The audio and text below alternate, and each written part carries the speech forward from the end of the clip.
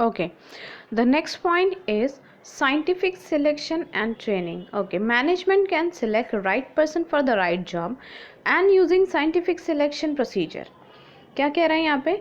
Scientific selection होना चाहिए और ट्रेनिंग होना चाहिए। मतलब जो सही, जो डिज़र्व करता है जो पोजीशन, या उसकी एफिशिएंसी या उसकी सलाहियत या उसकी जो काबिलियत है, उसके हिसाब से उस काम के लिए लोगों के सिलेक्शन करनी चाहिए। Then it need to fix job specification as per requirement. Employees are selected according to predetermined standards in an impartial way. क्या कह रहा है यहाँ पे कि पहले से ही एक मियार या एक कहते हैं ना एक स्टैंडर्ड तय होना चाहिए कि इस काम के लिए हम लोगों को कैसे लोगों की ज़रूरत है, कैसे एम्प्लॉयज़ की ज़रूरत है, और अकॉर्डिंग टू दैट प्रीडिटरमाइंड मतलब पहले से कंपनी को ये तय करके रखना चाहिए कि हम जो भी एम्प्लॉयज़ का सिलेक्शन करेंगे वो कौन से बेसिस पे करेंगे, ये काम क्या है, काम की नौइयत क्या है, और वो हमारा स्टैंडर्ड क्या होगा। ठीक है, ओके। देन इम्पार्शियल वे मतलब वहाँ पे कोई पार्शियलिटी नहीं होनी चाहिए। ऐसा नहीं होना चाहिए कि हाँ चलो मेरे पहचान वाला है तो ठीक है, कुछ नहीं भी आता है तो उसको जॉब पे रख लेते हैं, बाद में देख लेंगे। इम्पार्शियल मतलब कोई भी पार्शियलिटी किए बगैर, कोई भी भेदभाव किए बगैर। Then after selection management should provide the proper training program to increase their efficiency. Selection के बाद कंपनी का या ऑर्गेनाइजेशन का काम क्या होता है कि वह एम्प्लॉयज़ को प्रॉपरली ट्रेन करे कि एक्चुअली उनकी कंपनी में काम किस तरीके से हो रहा है ना, क्योंकि अलग अलग कंपनी का तरीक़ेकार अलग होता है, काम करने का तरीका अलग होता है, मशीनें अलग होती हैं, जो उन्होंने टास्क तय किया है दिन में कितना करना है, कैसे करना है, वहाँ का मैनेजमेंट अलग होता है। वो सारी चीज़ें उनको ट्रेनिंग के ज़रिए समझानी चाहिए। Then functional organization. In this concept of Taylor, planning is separated from implementation. That means planning is done by the different people and actual work is supervised by the different people. Thus, every worker will be supervised by two different set of supervisor. Hence, recommended total 8 foremen to control the various aspects for production. They are categorize as follow. क्या कह रहा है यहाँ पे कि जो planning होती है वो और एक्चुअली जो काम हो रहा है वो उसको सुपरवाइज करने वाले अलग अलग लोग होते हैं।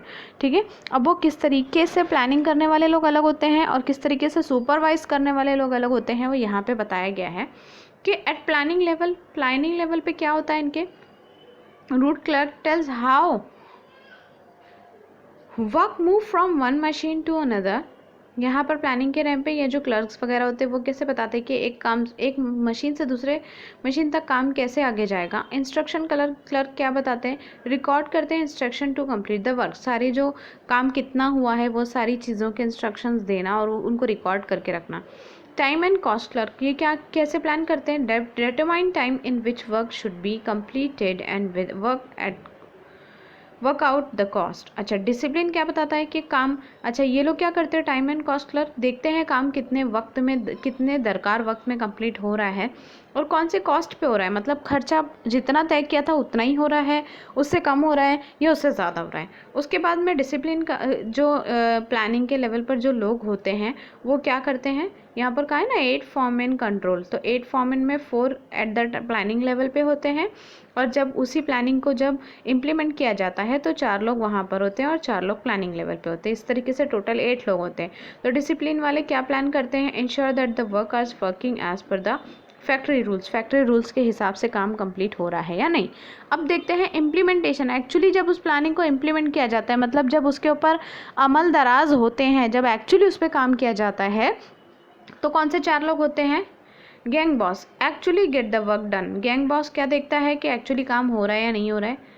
स्पीड बॉस देखता है कि किस तरीके से ensure that the work is complete in specified time, उसी वक्त में काम जितना तय किया था उसी वक्त में हो रहा है या नहीं हो रहा है। रिपेयर बॉस क्या देखता है, handle security and maintenance of machine mechanisms, machines का देखना, कोई मिस्टेक्स तो नहीं है, कोई ख़राबी तो नहीं है, कोई टेक्निकल प्रॉब्लम्स तो नहीं है, वो काम किसका है, रिपेयर बॉस का। अच्छा, इंस्पेक्टर क्या देखता है ensure that the work is done as per the specific standard, जिस तरीके से तय किया गया था उस तरीके से काम हो रहा है या नहीं हो रहा है। According to Taylor, with the help of proper division of the activities into planning and implementation, management can definitely achieve the required performance from the employees. इस तरीके से अगर काम को बांटा जाए, मैनेजमेंट को बांटा जाए, तो काम बेहतर तरीके से होगा और ऑर्गेनाइजेशन अपने मकसद में कामयाब होगी, ऐसा टेलर का कहना है। इसीलिए उन्होंने ये साइंटिफिक रूल्स और साइंटिफिक मैनेजमेंट बनाए। 6 पॉइंट देखते हैं यहाँ पर। Differential piece rate work plan, ये क्या कह रहा है? Remuneration should be fix,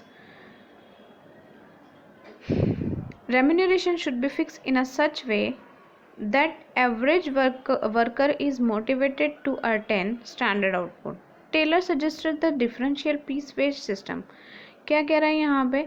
piece wage system plan या differential piece rate wage plan. Wage plan मतलब क्या कि रेम्यूनरेशन क्या करना चाहिए, इस तरीके से जो है फिक्स करना चाहिए कि जो वर्कर्स भी खुश रहो और अपने मोटिवेशन के हिसाब से वो क्या करे, काम उससे मतलब उसके रेम्यूनरेशन या उसकी तनख्वाह या उसकी वेजेस के अकॉर्डिंग वो काम करने में उसको इंटरेस्ट आए, है ना। अगर कोई बहुत मेहनत का काम कर रहा है और उसको रिटर्न में कुछ नहीं मिल रहा है, उसको जो प्रॉपर वेजेस या रेम्यूनरेशन या तनख्वाह नहीं दी जा रही है या सैलरी नहीं दी जा रही है, तो वो दिल लगा के काम कैसे करेगा, है ना। और काम में सलाहियत, बासलाहियत या एफिशिएंट तरीके से वो किस तरीके से काम करेगा।